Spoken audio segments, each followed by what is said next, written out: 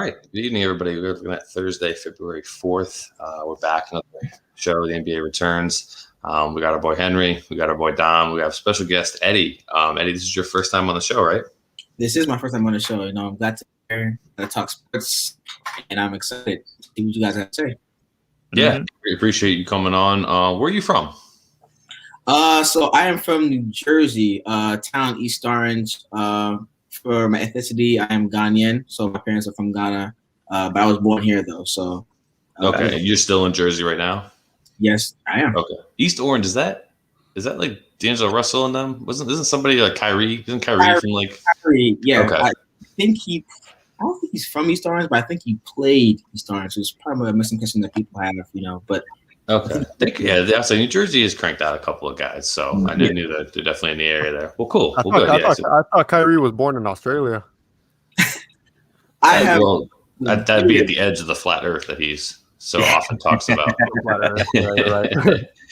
Well, cool. Well, again, thanks for joining us, Dom and Henry. We obviously have had you guys plenty of time, so I don't need to give you guys the whole big intro. But we're going to talk about teams this week. We talked about we did MVP stuff last week. We've done Steph Curry things and talked about other players so far. But I think at this point in the season, we have kind of a baseline for certain teams. Certain teams are exceeding expectations. Certain teams are a little disappointing, and some are kind of in between. So I picked a couple. I figured we could talk about them. We'll just go around the horn. Eddie, we were talking with you, just before the show went on here, and you said that you're a Miami Heat fan. So I think that's a great place to start because, personally, I love that team. I love Jimmy Butler, Hero, all those guys. Like I was only rooting against them in the finals because they were playing the Lakers. It wasn't like a personal thing where I disliked them. So I got to admit, I'm a little surprised that they are off to kind of like a struggling start. I know they've had some COVID issues. Jimmy Butler missed 2 weeks worth of games and is kind of working his way back. But currently they're 7-14. They just blew a fourth quarter last night against the Wizards, which I thought was really surprising, especially given the Wizards' struggles. So Eddie, I'll toss it to you first, since you are a special guest and you are a resident Heat fan. What have you seen from them so far? Why do you think they may be struggling, and kind of what do they need to do to turn it around? Because, it's a 72-game season, so we're a little bit farther in than people realize, and they definitely want to start getting in the playoff hunt sooner rather than later. I do think that so far the Heat, I think the biggest thing so far for the season is our turnovers. For some reason, I think when we go into the middle of the season, towards the end of the season, we find a way to clean up the ball, save possessions, because we are a slow offensive team. And so what does that mean? We need a lot of offensive power. We need a lot of possessions on the court. But because we keep on throwing the ball away, every night it seems like we have about at least 15 turnovers per game, which is probably the end to the last of the NBA so far of the season. So I think that has to be our main focal point for how to turn the season around, in my opinion. But as far as that goes, the season so far has been a disappointing season. 7-14, as you just mentioned, is not really what I expected from this Heat team, considering the fact that we were a representative of the East last year. But I think that we just lost that dog mentality, that hardworking personality that we have, that we pride ourselves with, because it's coming down to late games this season, at least so far that I've seen, where we needed a stop and we didn't get that stop. Whereas last season, these late game defensive possessions that we had, we were successful in them so far. And that ran on into the playoffs against the Boston Celtics, especially the Milwaukee Bucks at times. So I just think that we have to find a way to get that spark on defense, because we are not necessarily a great offensive team. I think that our strength so far would be our defense, but even that has been lacking this season. So for us to get back on track, we have to, 1, get healthy as one, 2, find a way to clean the turnovers, and 3, find a way to get our defensive mentality back. Yeah, for sure. I agree with those. And I think, somebody else doing a podcast today brought up too that they're definitely missing an extra guy in the wing like Jay Crowder, who went over to Phoenix. And I think he played a huge role for them last year. So when Jimmy has been out, they haven't had a lot of, strong wing presence. Hero and Robinson are obviously their best shooters, but they're not, anything special on that defensive end. So hopefully getting Jimmy back along, obviously with Bam and some of those other guys is going to help. Dom, I'll throw it to you. I mean, kind of what have you seen with Miami? I noticed that they run a lot of Hero and Robinson starting. Like, Hero's kind of like the de facto point guard, and then Dragic comes in and plays like 27 minutes a game. Yeah. I don't know if like I love that. I feel like Duncan Robinson might be better suited to come off the bench for them. But if you just want to talk about like kind of what you've seen from Miami and maybe that lineup and everything. Well, I think as far as that goes, they are one. I mean, they didn't trade for James Harden. One of the big reasons why was because they were asking for Hero, Duncan, Nunn. And it's very clear that like the Heat want those guys, and I think they're trying to feature them more. And that's kind of why you see Hero being the point guard, and you see Duncan kind of like, I think they're kind of trying to push them into being like the future of this team and really starting to like get that process going, which I don't necessarily mind. And when you do things like that, you're going to have your lumps and bruises early on because they are young. You also have a quick turnaround from when they were playing the finals to now, not a real offseason, things like that. So I do think that Jimmy Butler's only played 9 games, so it's hard for me to really harp on this team. He's their leader. Like he's the one who kind of keeps everyone in check. He's the one that gets everyone to buy into that grit and grind mentality because that's what he's been his entire career. So it's hard for me to kind of look at what they've done in totality right now because Jimmy hasn't even been there for half of the games.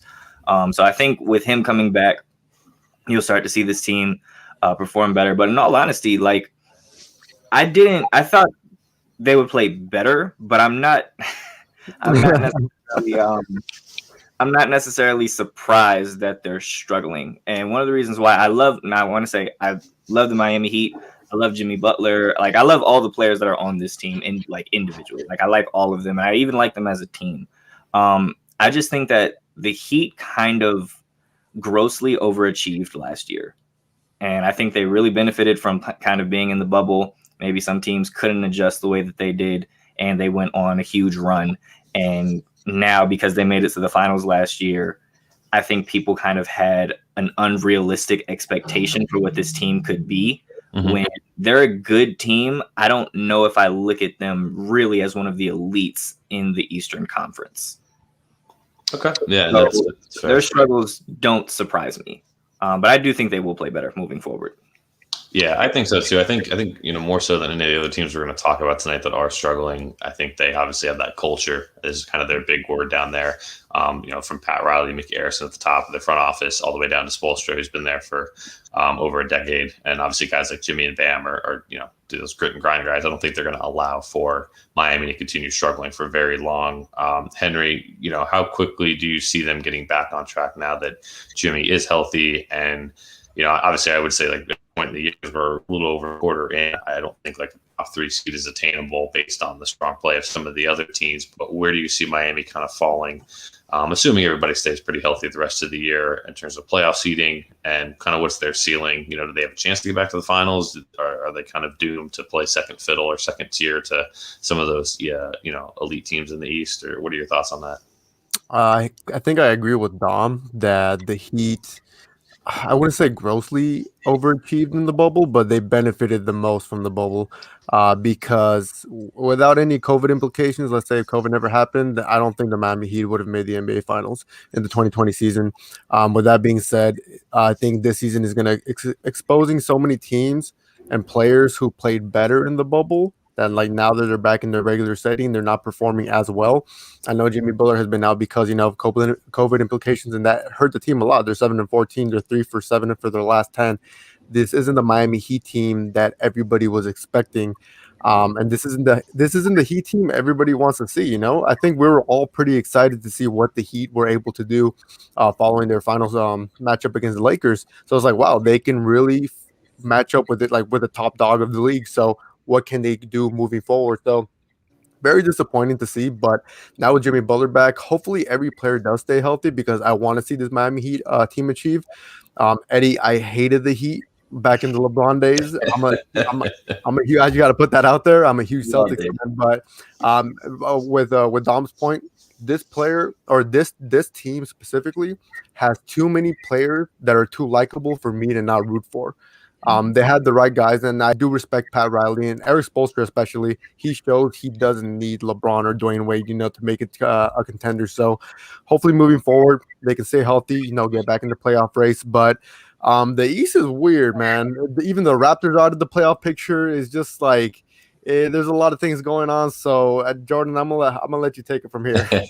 No, I mean, you guys pretty much hit on everything that I would talk about. I do like the Miami culture, and that's the reason why I think they're going to be fine. I think you're going to see him turn it on here once Jimmy's back. He's not. It's clear he's still not back at full strength. I think he lost like 10 or 15 pounds as a result of COVID, which is a common occurrence due to the symptoms and everything. So that's a lot, to be honest, to lose 10, 15 pounds when you're trying to play at an elite NBA level. So I think once he gets back to his full strength there, Bam's been playing really well. I think all credit deserved to him for trying to hold it down as best he can.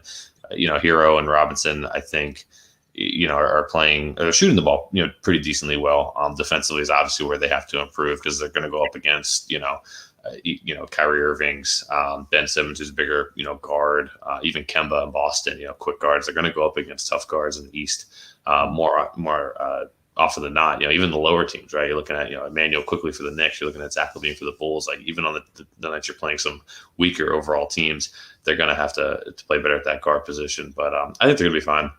I think at the end of the day, as long as they stay, healthy. I know Myers Leonard is out for the rest of the year with a shoulder surgery, but I think he's more of like a 9th, 10th man than anything. So I think Miami will be back in it. I'd probably have them as like a 5 or 6 seed, depending on kind of what Indiana does the rest of the way. But it'll be interesting. We can kind of switch over to the West. There's 2 teams that I want to kind of, I guess, group together just based on like expectations. Both of them were pretty high going into the season for different reasons. It's the Mavericks and the Pelicans. The Mavericks obviously have Luka, who's one of the 5, 6 best players in the league. MVP candidate this year. They're supposed to have Porzingis, who's just coming back from injury, and obviously Rick Carlisle at the helm there. And they were, I was one of the people that picked them to be like a top 4 or 5 seed in the West. They haven't quite come out to that. They've had their share of COVID issues as well and injuries. They're currently sitting 9-13. 3-7 in their last 10, so still on a downward trajectory. They're not shooting the ball well. I think all their best players, Luka, Finney-Smith, Josh Richardson, and Porzingis are all shooting, awful percentages from 3-point range. They're the worst 3-point shooting team in the league. And that's kind of the same thing with the other team I wanted to group in with them was the New Orleans Pelicans, who also had high expectations. They bring in Stan Van Gundy. You have Zion year 2. You have Ingram. You have Lonzo Ball. They traded for Bledsoe. There was a lot of expectations with them to make the playoffs as well. They're kind of in the same boat. Some injury issues and whatnot, but not a good defensive team, not a good shooting team at all. I mean, their spacing is pretty poor, especially, with Lonzo being a little inconsistent. And then Zion's, not really an outside threat yet. Steven Adams is their center, so he doesn't provide a lot. So, Henry, I'll reverse it back to you since you went last, this past one. If you just want to talk about briefly both teams, what you've seen from both of them and what they have to do to get back on track. Because as we know, the West is extremely tough. There's not a lot of room for error. Yeah, the West is brutal. And with that being said, just hearing the trade rumors of Lonzo Ball, Jordan, I know you're a huge Lonzo Ball fan, so I'm going to get your thoughts on that. But give me off the stock. I'm just thinking, like, obviously it depends who they might get, but it's just like what can help the Pelicans, because you kind of thought they will be well-rounded at this point to compete in the West. Zion, having a full season healthy, Brandon Ingram coming off a most improved player season, so it's like things were aligning for the Pelicans. So it's just like, is it the bubble or is it the COVID implications? Is it the no fans? Is it like what is it? Like I really don't think there's an excuse for them other than them underperforming. Mm-hmm. And we want to see Zion is having a solid season. He's averaging like 23 points a game. He's dominating, obviously improving, but it just goes to show that this Pelicans team is a lot farther from being a contender than we thought. But they're going to get it together. They have such a young team that I don't see them really missing the playoffs in the next 5-year span. Like they're bound to make the leap. With that being said, the Mavericks, I expected so much more from them. Jordan, I think we talked with you and Raj like that. I think we all had Luka in our like top 5 MVP conversations and stuff. Like right as of now, he's not in my MVP conversation. Mm-hmm. And it just goes to show like right now the Mavs in their last 10 games, they're 3-7. They're struggling even with Porzingis back in. Obviously, Porzingis needs to roll back in like smoothly. He just came off injury and everything and rehab. But you expect more from this Mavericks team, especially because you saw their potential without Porzingis in the playoffs last season against the Clippers and what Luka can do. And Luka is an incredible player. I think we all know that. But it's just frustration is getting the better of him. And I think they're missing Seth Curry. Seth Curry was a catalyst on that team. I'm glad that Seth Curry is making noise in the league because he's just showing, he's not just the brother, anymore. He's really any team he goes, he can really plug himself well in. So the Mavericks are missing that. So yeah, Dom, I'm gonna toss it to you, man. Please, you always got some brilliant takes. So whatever you got for these teams. Yeah. So Dallas, I'm not too worried about Dallas. The thing with Dallas right now is obviously like injuries, COVID, things like that. Like they only have 5 players on this team that have played more than 18 games this year. So a lot of guys have missed a lot of time. Porzingis, it's the same story with him. I'm kind of over Kristaps, to be completely honest. Like he's a unicorn and all that other stuff. But if we really look at what he's done, how much has his game elevated since his rookie year? And then on top of that, you're never available. Like, yes, it's cool, but all the talent is there and all the ability is there, but you're never healthy. It's like at this point, it's kind of starting to look like the Knicks actually won that trade. But as far as Dallas goes, I think Luka would be in our MVP conversation right now if the Mavericks were winning. Because when you look, Luka has to do so much for this team. Like, he leads them in points, assists, rebounds, steals, and he's probably like second or third in blocks per game. Like, he has to do so much for this team to win and to be successful. I mentioned this when I was on here last time that, I still wish they would have maybe gotten another enforcer, someone who can kind of do the dirty work, kind of be a tough guy, protect Luka a little bit more and things like that. But all in all, hopefully Porzingis coming back and he can stay healthy. I think the Mavericks will kind of figure it out. They have a lot of talent. I do agree they are missing Seth Curry a lot. I think Seth Curry was a really, really strong piece as just someone else on the floor besides Luka who can kind of get his own shot, who can help run an offense, who can be a deep threat for you. Obviously, we see their three-point shooting has been horrendous this year. But like I said, Dallas, you have one of the best players in the world in Luka. You have the unicorn in Kristaps. Hopefully he can be healthy. And then you have a good coach. The Mavericks, I think if they can stay healthy and things like that moving forward, I think we'll see the Mavericks get better. When I look at the Pelicans, and it was something that I kind of talked about where I noticed about them in the bubble was just like they don't really have any interest playing defense. But more importantly than anything, I think when they lost Drew Holiday, they lost the only leader on this team. I don't think there's anyone who holds anyone accountable on the Pelicans right now. And I've never been a huge Stan Van Gundy guy. Like, I've always thought he was kind of overrated as a coach. I thought it was a mistake when they brought him in, to be completely honest. I felt like they would have been better off keeping Alvin Gentry. But I look at everything that they're doing in New Orleans right now, and it's like you have a bunch of really good young pieces, but I don't think they know how to play as a team yet. And part of that is young, part of that is growing, but also I think they need to find someone. Like with Miami, one of the reasons why I don't feel weird about Miami is because, Jimmy Butler's back. He's going to get everyone right. They don't have anyone like that in New Orleans. Yeah, I agree. That's spot on about the Drew Holiday thing. They swapped him for Bledsoe essentially, and I think Bledsoe's hot garbage in disguise. He puts up good counting stats during the regular season, but I wouldn't trust that guy to wash clothes in the playoffs. And whereas Holiday I think does a lot of things, and I think you're right. Drew maybe leads a little bit more by action than that he's really not as vocal as Jimmy Butler. That's somebody like him, but I do think they do lack that leadership, and their defense is struggling. I mean, for all Zion's dunks and stuff, and I love Zion. He's young. He's going to get better. He stinks on defense. He's pretty bad. So that's a big flaw for them. And as for the Porzingis and the Dallas thing, I know Henry kind of scoffed at it with him being over. I don't totally disagree. And somebody did lay it out the other day is like the Mavericks, let's just say they have injury problems. Porzingis can't stay on the court, and it's Luka against the world, and they struggle. And the draft pick that they would have this year falls in the top, I'll say it's like top, 13 to like 15 or something like that. Like the Knicks are getting that pick And Yep. so for the Knicks to have got, you would have thought when they made this trade 2 years ago, the Knicks were going to be, if they're going to get the Dallas pick, it's going to be like 26, 27, 28. So the fact that there's a shot at them picking in the lottery while the Knicks are playing somewhat well on their own right, it definitely, I don't think the trade's decided yet in terms of who's the actual winner. It's still a little TBD, but I definitely think the needle is a lot closer to the middle than people realize. Mm-hmm. Eddie, do you want to wrap us up here with both these teams, the Mavericks and the Pelicans? Yeah, sure. So coming into this season, I actually didn't feel too hot going in about either one of these teams, if I'm being honest. Oh, wow.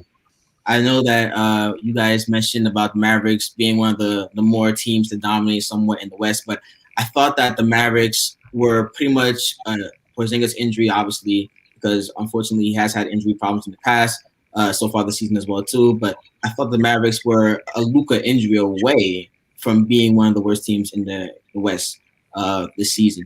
And I know that he is producing numbers. I know that he is somewhat in the MVP conversation only because of what he's doing so much on the court, and obviously because his team's not winning, you can't really put him in that conversation.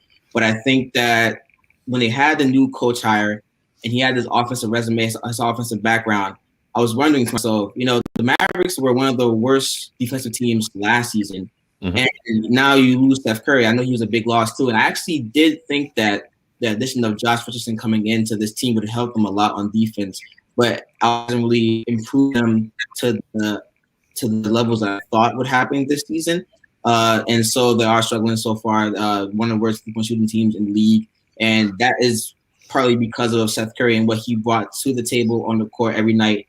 And I think that so far this season, the Mavericks, if they don't find a way to change things around, I wouldn't be surprised because, listen, like I don't really think that they have the defensive resume or the resume to try and compete week in and week out, night and night on a weekly basis. So for the Mavericks, for me, I think their high ceiling for this season would probably be, even if they get things right, the ship is right for them, I think that they would probably be the most a fifth or sixth seed. And I wouldn't be surprised if they don't make the playoffs. But for the Pelicans, once again, I didn't really feel too hot about this team coming in. I know that they have a young squad, Zion, Brandon Ingram, Lonzo, and Jrue Holiday leaving for the trade was a big move because, as Dom just pointed out, he was their leader. I think that people really don't understand what Jrue Holiday does on the court and how much he impacts the game. For being honest, I do think that Jrue Holiday is one of the top 10, in my opinion, point guards in the league. People just don't talk about him because he's not flashy. He's not the kind of guy that you would see go off for 25 and 10 a night, but he does his job well, and it's showing right now with the Milwaukee Bucks. But I do think that for the Pelicans right now, they have a young squad, and I get that. But to me, they're more so 2-3 years. This year and counting too, but 2 years from actually competing and contending. Because I know that coming into last season with the bubble and everything, you didn't really expect them to do much or make too much noise because they are still a young team, and getting the likes of veteran presences with Eric Bledsoe coming in, who, by the way, is a poor man's version of Jrue Holiday. Do so much to change the culture around. And as Dom said as well too, I don't really rate the hiring of Jeff Van Gundy, but I do think that this is more of a process for a long rebuild. I think they will compete right now, but I expect them to, at least the talent that they have at the moment, to make some type of noise within the next couple of years. Yeah, for sure. And the one thing too with Van Gundy that I think people have brought up in some stuff that I've been listening to is that he seems to be playing at one of the slower paces in the league, which is surprising given the fact that you have Lonzo, who's really good at pushing the break. It's something he does really well. You have obviously Zion and Ingram, who you think are your horses. You want to just kind of let them run. So I'm interested to see if maybe that'll be something that they change. As for Dallas, it's tough. I mean, Luka is really doing the best he can. As Ashmere was pointing out in the chat, they're playing the Warriors tonight. They actually have 3. So Luka and Steph have 15 apiece already early in the second. So that should be a special game. I think too, like the problem with Luka is like he's getting a lot of LeBron comparisons, and like rightly so for the way his career has started. But people are naturally falling on LeBron, led the Cavs to this and this early in this year. And it's like, well, the league was a lot less talented back then. That mid-2000s was kind of a rough stretch at certain points, especially when we had high school guys still coming into the league. That kind of diluted it as well. And so nowadays it's hard to, especially with the way the game's played, it's hard for one guy to really take over. You do need that second maybe not superstar, but like you need a second really, really good player. So if Porzingis is not playing well, or if he's not in the game period, that really makes it a tough task for Luka and them. So we'll see what happens. They obviously, have some time to make it up. And I trust Rick Carlisle as well. He's one of the better coaches in this league, and does a pretty good job of getting teams prepared. But yeah, they definitely have to work on the shooting, because I think it's like 33% for the year, which is dead last in the league. So let's move on to another team that's playing well. We've talked about some teams that are struggling. Let's talk about some positives. The one I did, I guess I was a year early last year with picking the Utah Jazz. And I think a lot of people were. They picked them as kind of the sexy sleeper pick to potentially make the finals. They got Mike Conley. They had Mitchell and Ingles and all these, different pieces. You can go 9-10 guys deep. Quinn Snyder's a good coach. And then Mike Conley kind of stunk, basically, for lack of a better word, throughout that entire year. They get to the bubble. You have the Gobert situation with the microphones, and Donovan Mitchell was not cool with him for a long time. And then we had one of the greatest one-on-one matchups in the first round that we've ever had with Donovan Mitchell and Jamal Murray. It seems like one guy was scoring 40 a night at will. And then the Jazz blew that 3-1 lead. That was the first comeback for the Nuggets in the playoffs. And so I wasn't really sure what Utah was going to do. I mean, I knew they were going to be solid, but I didn't know if they were going to be any better necessarily. And not only has Mike Conley turned it around, he's pretty much back to his career numbers, which are 16-6 a game, super efficient, super smart. He's always been a high IQ player, but Utah's on absolute fire. They're won, I think, 10 out of their last 11. They're 16-5. They are technically our percentage points ahead of the Clippers for the first seed in the West. Eddie, I'll flip it back to you. Thoughts on Utah this year? I don't know if it's so you can tell me whether you think that they can keep this up, because it's a tall task to compete in the standings with the Lakers and Clippers every night, and the Nuggets also, and kind of what you've seen from Donovan Mitchell is playing pretty well, Rudy Gobert. I mean, what have you seen from those guys so far? Man, I'm so surprised at how the Utah Jazz are playing right now, winning 9 of the last 10 games so far this season. And it's, to be honest, I really did not see how Donovan Mitchell turned around from being one of the players in the beginning of the season who had as many shots as he did points, So that turnaround and how he's been playing so far has been marvelous.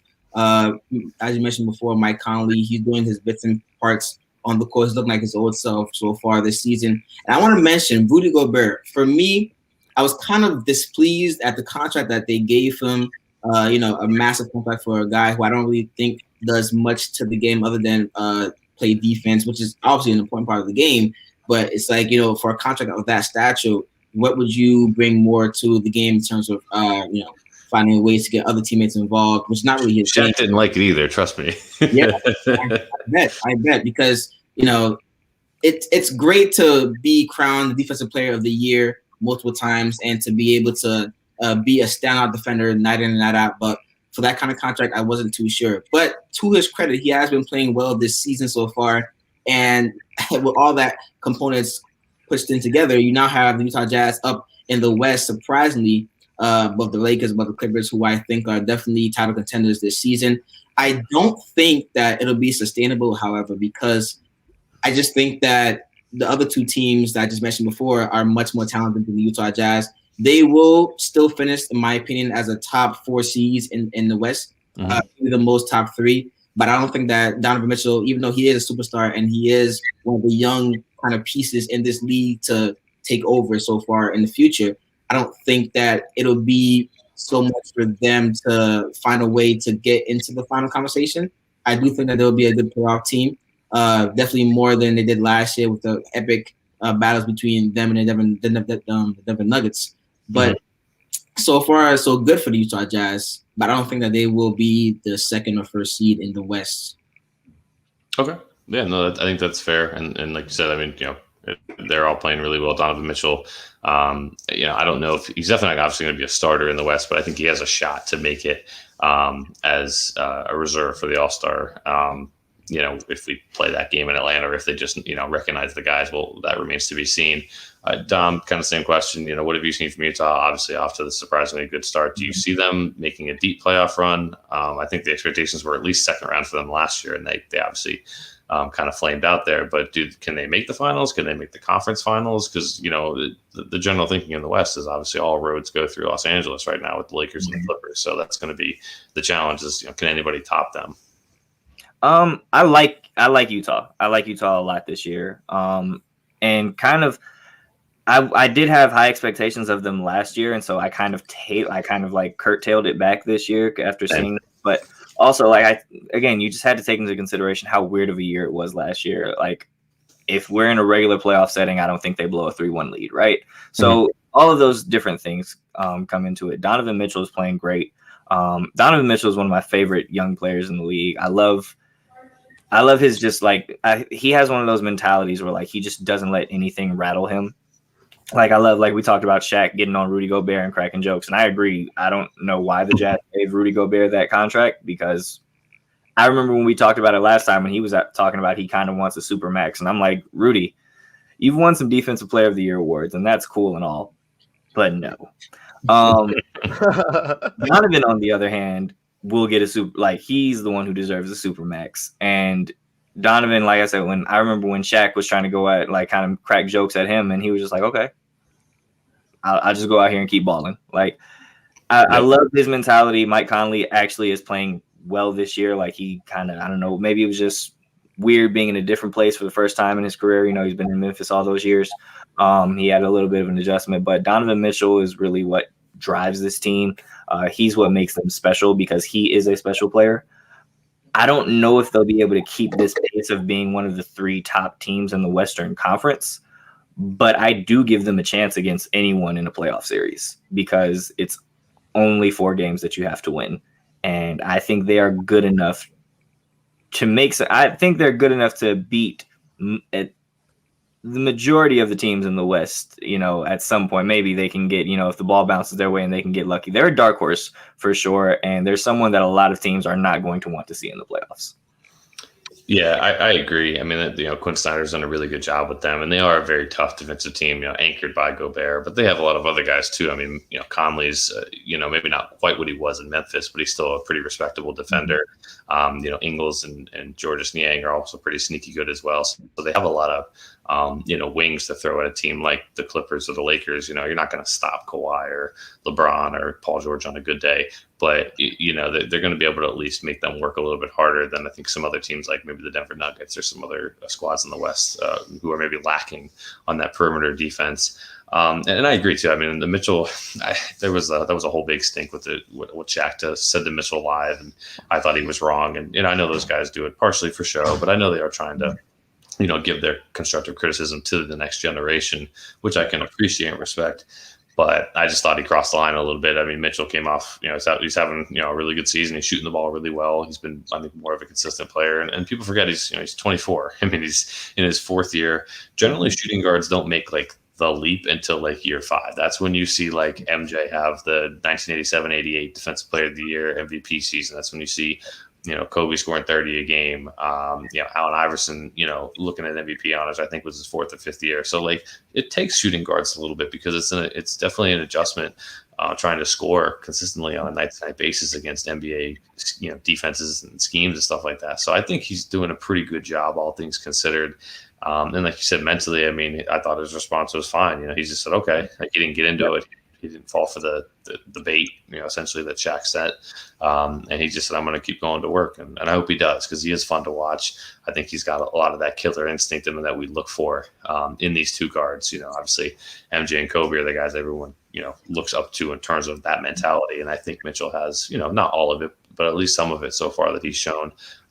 Henry, what have you seen from Mitchell and Gobert and the rest of those guys? And what do you think their ceiling is this year?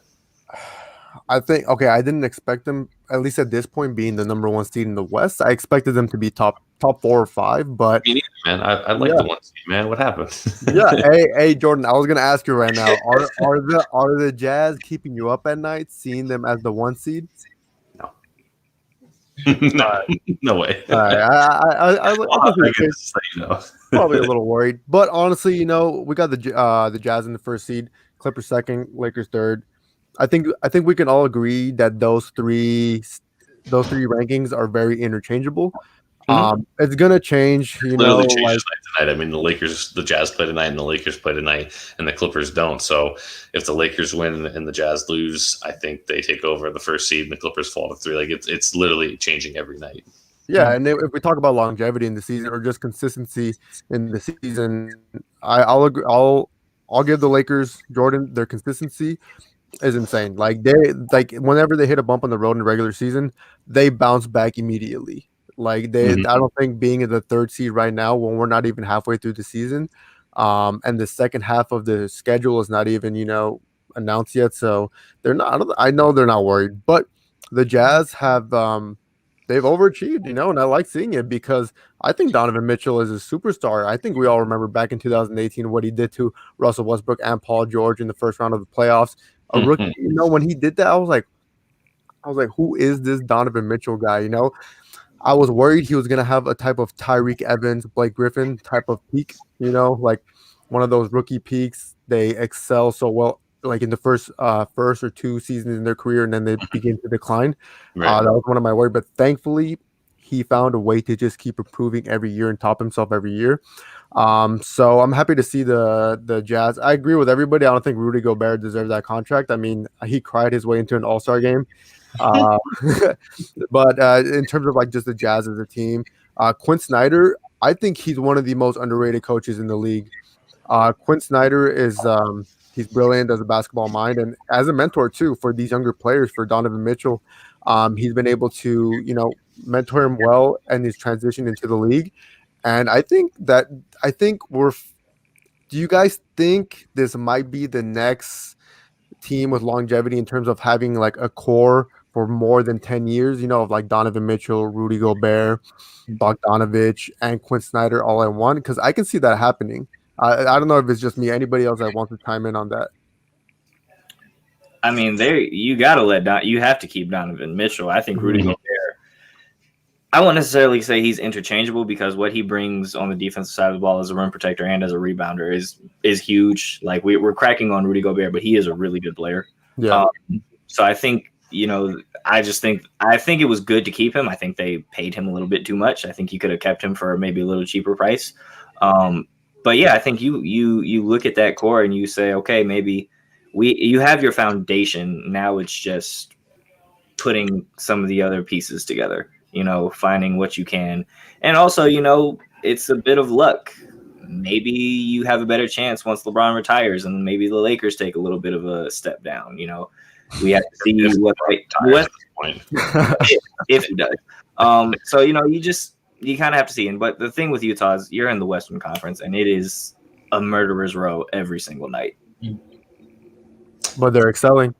Yes, they are. No, they are, and I think if Gobert is obviously going to be there for the next couple of years because it's not really a super tradable contract. Although we've seen in the last couple of years that any contract can be moved, but it's just difficult with certain guys and certain figures. But yeah, I think if you're going to keep Gobert and obviously you keep Donovan Mitchell, it just means you have to build the team a certain way, right? You have to fill out the rest of your roster. Your 1 through 4 positions that are not Gobert have to be guys that can stretch the floor because Gobert's not going to do that, and he's probably never going to be able to shoot by more than 8 to 10 feet. So you just have to construct the roster a certain way, and they've obviously done a really good job of getting those pieces like Bogdanovich, Joe Ingles, who is my personal NBA player comp when I play in like direct and stuff like that. And some of those other guys that we mentioned before. So I think they do a really good job, and I agree with what you guys all said. I think they're going to be a team that I think that the Clippers and Lakers can get by them in the playoffs, but I don't think it's going to be an easy series by any means, just because they have such good personnel. They have a lot of playoff experience. You talk about Donovan Mitchell and Gobert getting it at a very early age, so I think that's been crucial for them as well. So it'll be interesting to see how long they can hold up. I think the Lakers and Clippers are going to, in the end, be battling for that top seed. Although the strangest kind of caveat to that is, if he gets like the final 2 weeks of the season and the Lakers and Clippers are like here and everybody else is like here, like it's just the top 2 guys, it doesn't even matter because if home court is like irrelevant because they're just walking across the locker, changing locker rooms. So it'll be interesting to see what happens. But I do enjoy watching them play whenever I get to catch, the Jazz on there. Last team I wanted to talk about, I know we had a couple more on here, but we'll cut to one last team, and then I have one final question about the whole All-Star game situation. We got to talk about the Wizards. For our guy Joe Cardoso, the founder, owner, CEO here, big Wizards fan. I had them being like a 9 or 8 seed, and they're not going to have that. They're 5-13. They've really been struggling. In particular, Russell Westbrook, who was the guy that they traded, for John Wall and stuff, has really been struggling as well. He's putting up, 20, 10, and 10, but he's shooting 41% from the field. A lot of turnovers. It hasn't looked good. Their defense has not been good. Thomas Bryant's out for the year. And then obviously we have the Bradley Beal saga of he hasn't officially asked for a trade, but the rumors are flying around, and it seems like every team is kind of like a shark circling in the water, just waiting for him to actually demand one before they start sending in offers. So Dom, I'll throw it to you because we haven't had you lead off yet. Thoughts on the Wizards? What should they trade Bradley Beal sooner rather than later, or do you wait for him to officially say, "Hey, I want out"? And if so, what do you think the best offer out there could be? Could it be something with Denver where they offer Michael Porter Jr.? Could it be Miami with Hero and Robinson in the package around there? Is there an offer out there that would best suit him and Wizards, or how does that play out for you? So, the Wizards are the Wizards. I'm sorry, Joe. It's that. The Wizards are kind of one of those franchises that I just kind of feel like you guys are just cursed to not really have any true level of success for whatever reason. Bradley Beal, and now, so from what I've seen, is Bradley Beal has always come out and said he wants to build a winning franchise in Washington, and that to me is all lip service at this point. I honestly feel like Bradley Beal. And I don't mean this in a disrespectful way. I believe Bradley Beal is more concerned about lining his bank accounts and making sure that his future generations are set and are well off with money than winning a championship. And there is nothing wrong with that, by the way. I want that to be made very clear. Because if he really cared about winning this much, you must just be a masochist, because you're not going to win in Washington. It's not going to happen. So if you really cared about winning that much, you would have asked to be gone years ago. You didn't. You signed that contract. So don't cry about losing and how much it sucks. You signed that contract and knew what you were getting into. All of that makes me believe Bradley Beal is more worried about making money. And that's, completely fine. I know everyone always wants those guys I'd give up the millions of dollars I made to just have one ring. I can almost guarantee you I can find more guys that would take the money than the ring than you can find guys that would take the ring than the money. I agree. It's okay. It's okay for you to just be in this for the money. You're great at something. And one of my favorite quotes in a movie ever is in The Dark Knight, when Heath Ledger, as the Joker, God rest his soul, is talking to all the other mob bosses, and they say, "Why are you doing this?" And he says, "If you're good at something, don't do it for free." I totally get it, right? Bradley Beal, get your money. I have no problem for that. Now, as far as what the Wizards should do, you absolutely should trade him. Total rebuild. Tear everything down, burn it to the ground, and then let's just start this whole thing over. Russell Westbrook, he puts up great numbers. He's a great guy. His numbers are empty calories. They don't ever translate to winning. Look at what he's done when he had to be the guy for a franchise. They didn't win anything. Bradley Beal, another guy. He'll drop 47 points in 5 straight games, and they'll win one of them. I think he's I think he can be a tremendous player on a championship team. I would love to actually see him in Miami. I would love if, Washington made a trade and maybe you were able to get, Tyler Hero and Kendrick Nunn and maybe a first round pick or something like that, or maybe even another first round pick, something like that for Bradley Beal, and you bring Bradley Beal into Miami, so that way you have Jimmy, you have Bradley, you have Bam, you still have Duncan, who would still be able to space the floor for you and things like that. That's ideally where I want to see Bradley Beal. But yeah, Washington, they're not going to turn this around, and I don't think there's anything when you look at them right now. I don't really think you see anything that makes you feel like this team even has a future at this point. Yeah, that's fair. Wow, you know the weight of my heart because The Dark Knight is easily one of like my 2 or 3 favorite movies ever. We could do a whole show just quoting. You could pull. That's a great quote. The other one too that I think applies to almost everyday life and situations in sports is, you either die a hero or live long enough to see yourself become the villain, which applies to so many things. But I digress. I could go off on a tangent for a while. Eddie, I'll toss it to you as someone, with it was a Miami Heat fan, and you have those rumors, that like Dom mentioned at the beginning, you had the potential James Harden trade that Miami didn't bite on because they didn't want to give up Hero and Robinson. Would you want them to go after Bradley Beal? You're assuming the price is something. It's going to be Hero. He's definitely going to be involved. I think Washington would ask for Robinson. I don't know if Miami would include both shooters, but definitely Hero. It would have to be some sort of filler contracts. You have to have like a Kelly Olynyk, a Goran Dragic, somebody of that nature, and then probably at least 2 first-round picks, and maybe one other minimum contract or something like that. Is that something you'd want them to do? Do you think he could elevate a team like Miami or even a team like Denver's like kind of the West Coast version of that, where they might just be a piece away? What do you see happening with Beal's situation? I actually don't. So I love Bradley Beal as a player. I think he's one of the best players, one of my favorite players to watch night in and night out. I actually don't think that Miami should trade for him, even though I believe that adding Bradley Beal at the moment would probably push us on. I mean, we're in a terrible state right now with how we're playing, but I think, let's say we were in the 5th, 5th, or 4th seed right now, and we might be that piece away from actually winning a title, then I think that he would be a perfect piece for us. Outside of anybody else who I wanted, which was probably Giannis, but we won't go there. So I think that building the core is most important for me. Bam Adebayo, Tyler Hero, Duncan Robinson, he's included in that, even though he doesn't bring too much onto the court, aside from off the screen, the 3-point shooting commands a lot of attention, and then Kendrick Nunn as well too.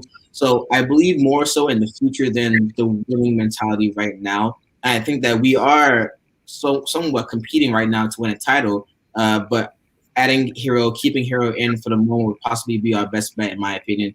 I don't think that adding Bradley Beal at the moment would help us to win a title in the future. Maybe right now, but talking about 2-3 years down the road, will he be the guy to carry on this team and add an extra bonus to us? Probably, depending on how he plays, and because he is a superstar at the moment, he could add that to our resume, but I'm not too sure it would work out in the long-term run. Now, for the Washington Wizards, I'm kind of upset. It's kind of shocking a little bit about how the way they're playing at the moment, because I did think that Russell Westbrook in a tandem of Bradley Beal and Russell Westbrook would actually get them to that 8th seed in the weak East. But then again, I didn't really see the likes of some of these other teams achieving and overachieving this season. The Cavaliers, the Atlanta Hawks, the New York Knicks at the moment. And so you look at these 3 teams and you say, well, they're not worse than the Washington Wizards right now, and Washington Wizards are struggling at the moment.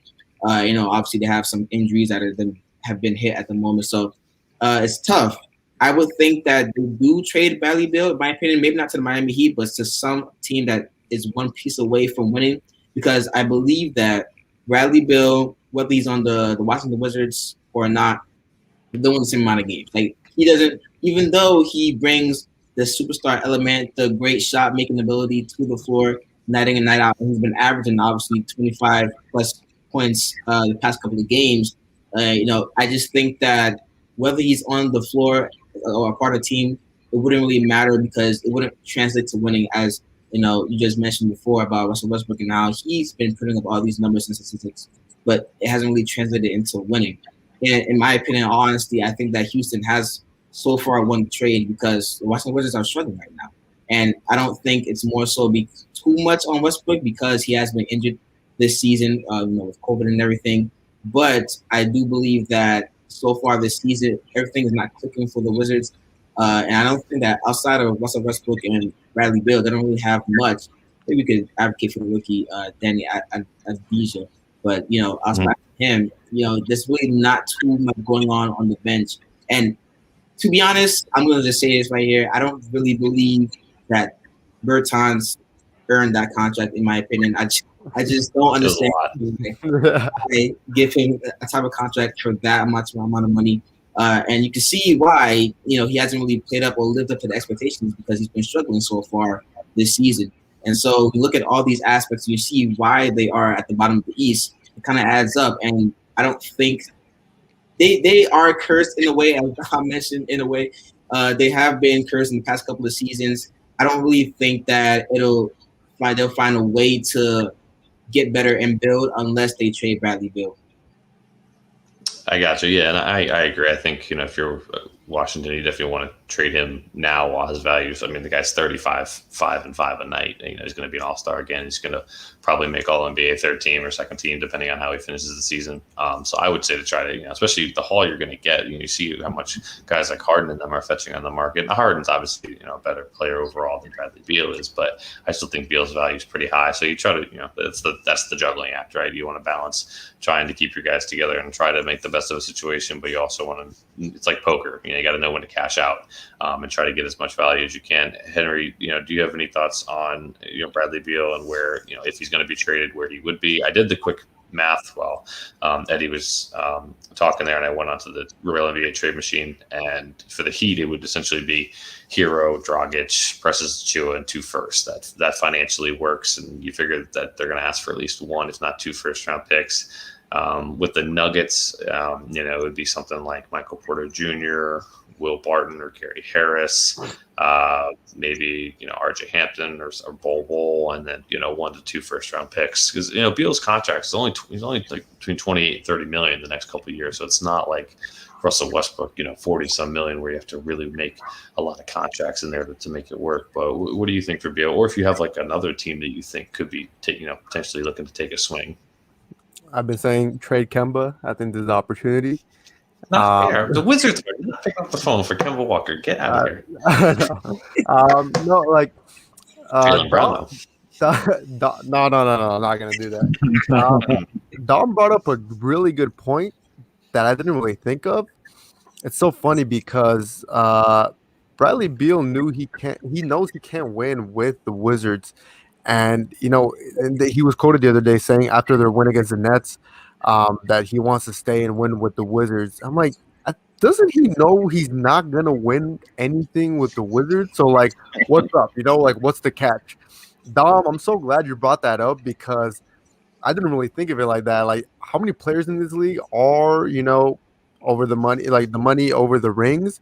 I think we should do a segment on that. That's pretty interesting because a few players came into mind that they're not in the best situations, but they don't mind because they're getting paid, And obviously, money sometimes is the motive, but in this case, like it's Bradley Beal just staying with the Wizards, to make his money, which he is. He has a really good contract with the team. But in terms of like trading him, I don't think the Miami Heat should be involved in trade talks because they have one of the best young cores in the league, and I don't think trading Hero would aid the Heat in the long term. So I agree with Edwin on that. I just see too much potential in Tyler, even though he's playing subpar to what he played in the bubble this season. But with him and Duncan Robinson feed off each other too well to give that package up. So at this point, I do agree that the Wizards need to break everything down. No more John Wall, no more Bradley Beal. I'm not saying build around Roy Hachimura. He's still, very, I guess you could say, underdeveloped. He's a solid player, don't get me wrong, but not a player to build around necessarily. So they should build through the draft. They'll probably be a lottery team within the next 4 to 6 years. But you know what? That's how it works. Like the John Wall thing didn't work. Bradley Beal's still here. He's balling, but it's not translating to wins. So, and Bradley Beal, I feel so bad because he needs to drop at least 50 for them to lose by 20. Like that's happened too many times this season that I'm like, they should at least, make it should be at least a close game. And that just goes to show how bad the Wizards are right now, that if your best player is dropping 40 plus and you guys still lose by 20, something else is wrong. There's something bigger than, Bradley Beal or the players going on. And it starts with the front office. Jordan, we always talk about front offices that are like incompetent or they kind of give off, that Pistons vibe. Yeah, and there's a few of them, and we all know that. And right now, the Wizards are kind of leaning towards that way, giving up John Wall. And you know what? John Wall had all the right to be pissed against them. You know, he even said it like they gave up on me. You know, like I knew I wasn't done, but they gave up on me. And I didn't think John Wall was. He's having a solid season. So to give him up, Russell Westbrook had his best performance against the Nets. You know what? If they play the Nets in a playoff series, then they win that series because they've won both games against them. So that'd be their only scenario where they win anything. But aside from that, just tear everything down, start from scratch, and send Bradley Beal somewhere where he can get the best of both worlds, where he gets paid and he can win. Because evidently, players are in this league to win also. I like that. And while you were going on there, I obviously looked up the Nuggets and the Heat. I did think of one other team though, and I quickly threw it together. I hope Ashmere sees this part of the show because she'll like it. So hear me out. Andrew Wiggins, Eddie Pascal, Jordan Poole, the Minnesota pick, which could be like the 4th overall pick, or if not, it could be unprotected going into the next year's draft, and then like another 1st round pick, and we bring Bradley Beal to the Bay Area. What do you think? I don't know if Washington does it. I don't know if Wiggins is like enough. I certainly don't think Wiggins is enough. But I don't. Yeah, I was with what Wiggins. The Minnesota pick is like the thing that Golden State had. That's their trump. That's their like trump card or their sweetener. It's just interesting. If anybody could like come out of left field and like take a swing at it, I think Golden State can, because I think they are desperate. Even though they're playing better than they did at the beginning of the year, they're desperate enough to want to keep Curry and Draymond and Clay, keep that prime going, keep, they built that dynasty and they want to keep them in somewhat contention as long as possible. So just interesting. I would put it the chances at less than 2%, but if it does happen, just remember I said it here first. Yeah, it's not too far fetched because my bad, real quick, because Andrew Wiggins, I don't know if you guys saw the All-Star voting, but he's like 4th or 5th in front court for All-Star voting. That's cool.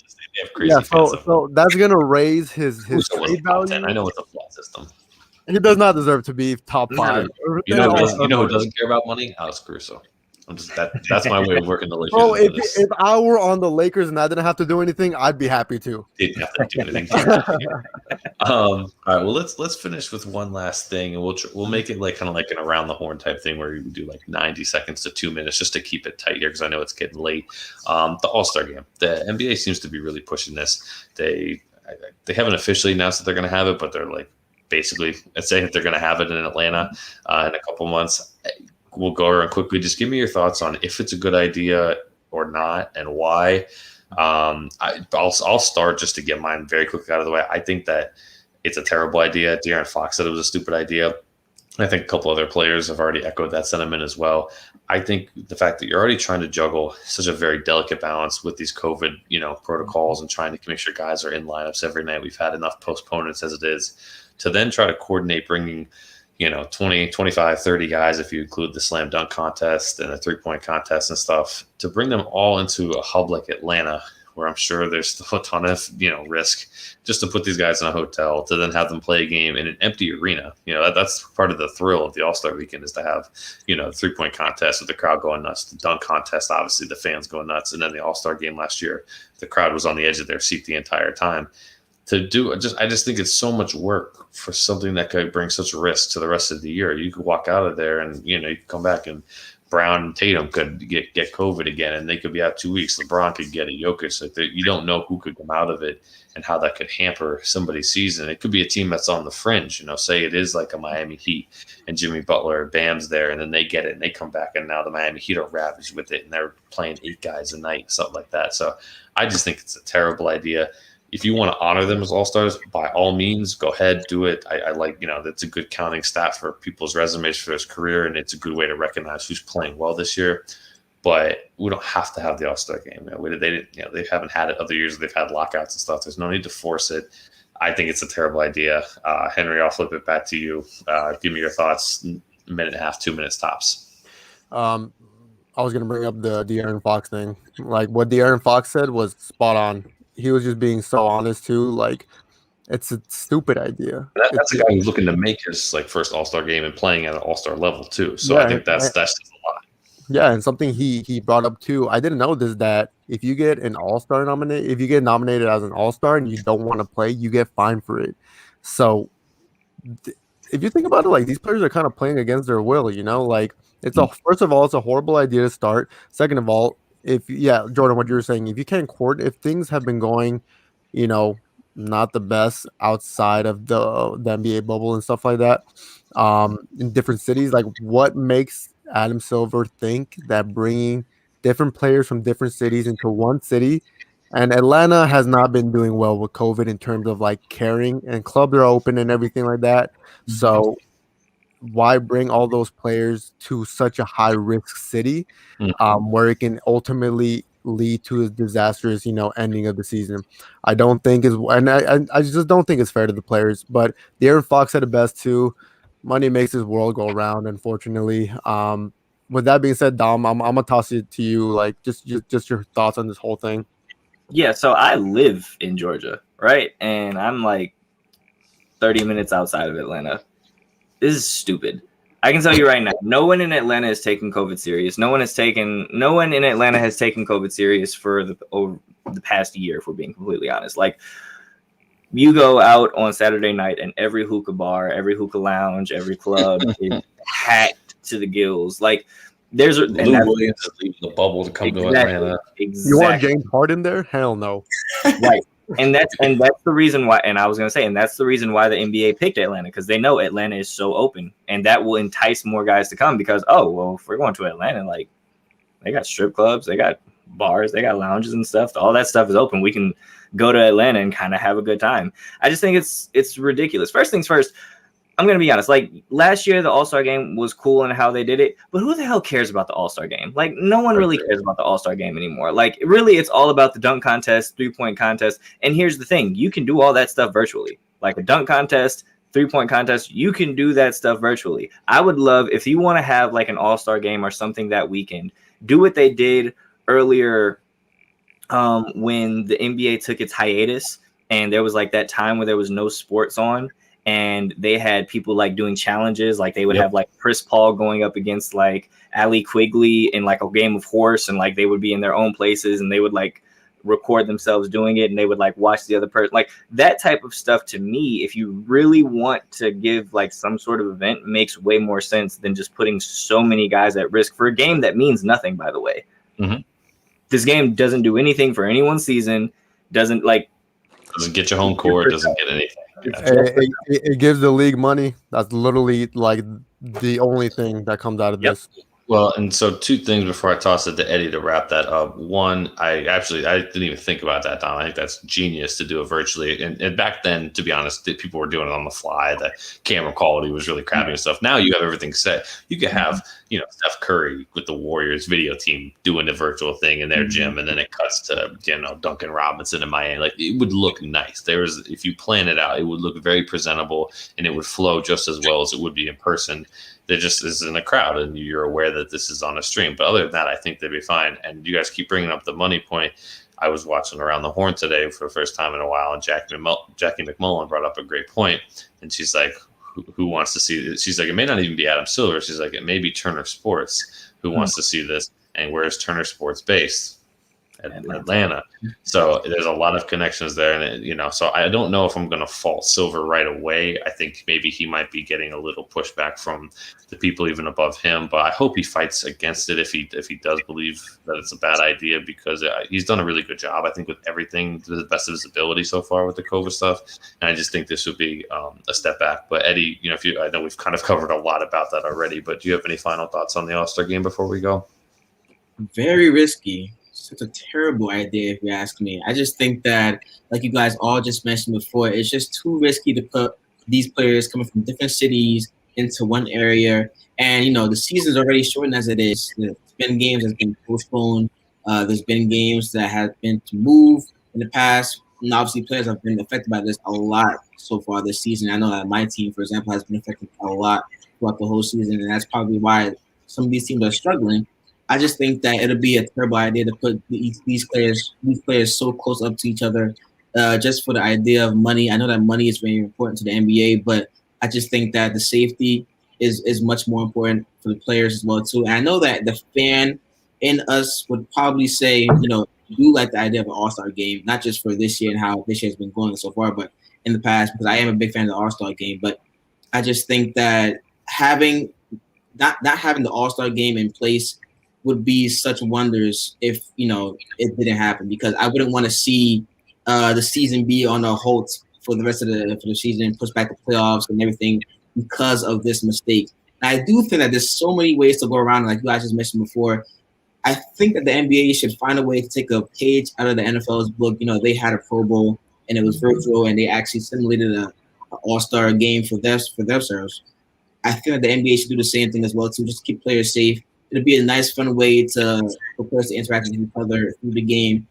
Find a way to play 2K or something like that, because just in person would be too risky for me and my liking, and I just would think that it would push everything back. Something that we've worked so hard to even get to this point. It just be too risky. Mm-hmm. Yeah. Oh, yeah. I'll watch. Give me a 16-team bracket style 2K tournament between like all the young guys playing. I'll watch that. That's fine. There's going to be slightly more defense than the regular All-Star game. And it's something I forgot. Like, why are we trying to figure out an All-Star game when we don't even have the second half of the season planned out yet? Right. Like, what sense does that make? Adam Silver's on the phone. He needs to hear that. I mean, I'll be honest. I would not want, if they do go ahead, and I have just a weird gut feeling negatively that they're gonna push ahead for it. Oh, yeah. I do not want, like, personally, I do not want LeBron and Anthony Davis going. Like, I would hope that they would say no and just the Lakers will pay the fine, LeBron will pay the fine. Oh yeah. Alex Caruso makes it, he pays the fine. Like, I would not. I would not want LeBron and Anthony Davis to go, and I don't even think they would want to go because they recognize how severe this is, and the Lakers have done a really good job of avoiding that. So I don't think that they would want to go either necessarily. What if no player goes? What would happen? Then they all get fined. Yeah, like, if they all said they weren't going to go, what if they take that stance? So are you going to fine all of us for not going to a game that is unnecessary and that would put our lives and our health in danger? True, but I think we also got to take into considerations the players that don't care, that they want to go to Atlanta. And James Harden's the only one that should we know who those players are, but come on, man! Think about a dunk contest with no fans or barely any fans. I don't want to see that. That sounds kind of that's half the allure of the dunk contest. Is the crowd going? I remember the Aaron Gordon thing from last year. We were going nuts, and the fans were going nuts. It's honestly going to be kind of awkward for a broadcast, or are there going to be judges? Is it going to be virtual judges, or these are type of things that, and there's going to be players that don't follow protocol. It's just going to be Lou Williams on the side of the court he's going to hold up however many lemon pepper wings the guy should get. That's how they advance to the next round. That'll be the judging. But I think that's a good place to stop. We covered a lot. Covered a lot of teams and a lot of different topics tonight. So thank you guys for joining me. We'll go around the horn real quick. Just to let everybody know where we can find everybody. Eddie, since this was your first time, if you just want to let everybody know, Twitter handle, what are you up to? Do you have any? Are you doing any writing, any video, anything that we can find you on and check out soon? Yeah, actually, you can find me on Instagram at King Jollof. It's a funny story for my name and how that came about, but King Jollof is spelled King and then Jollof, Jollof. Also, for YouTube, I have a sports channel as well too. Same thing at King Jollof. For the Twitter handle, I think it's The Real Eddie 03. Yes. Yes. Yep. So The Real Eddie, 2 D's, 1 I, 1 E, or 2 E's actually. And yeah, that's pretty much where you can find me. Okay. Cool. And Dom, you want to tell us where we can find you and if you have anything coming up this week? Oh, yeah. I would say Twitter, there we go. There we go. That Twitter sport, that handle right there is my where you can find me on Twitter. Also have my own sports podcast that I do, Instant Replay. I actually will be dropping an episode tomorrow. It comes out every Tuesday and Friday. Working on getting the YouTube up so that way it can be a visual aspect for the show as well. Also do some writing for Nuts and Bolts Sports. I got a couple articles that I'm thinking about that I'm going to knock out soon within the next couple weeks here. So cool. And Henry, I mean, you're always on here, but do you have any articles coming out? I know you usually crank them out a couple at a time. Yeah, just articles coming out for Nuts and Bolts Sports. Also writing for PopDust and FineBed.com. Cheating on Nuts and Bolts Sports. No. This is my family right here. But no, you guys can catch me on this show every Wednesday or Thursday with the great Jordan himself. Raz is Raj, I was going to make the joke that like he's on COVID protocols, but that's like very poor taste. So I'll just say he's on load management again. That's why he hasn't been here this week. Load management, that's good. Yeah, continued load management. He's like Kawhi, like on steroids, basically. But you can see my Twitter handle below. I'm usually here, once or twice a week. Same thing. Going to be possibly cranking out some articles soon. And on Twitter, I'm usually praising the Lakers and Alex Caruso nightly. So stay tuned for that. Thank you all for joining us. Make sure to like and subscribe, and we'll see you guys next week.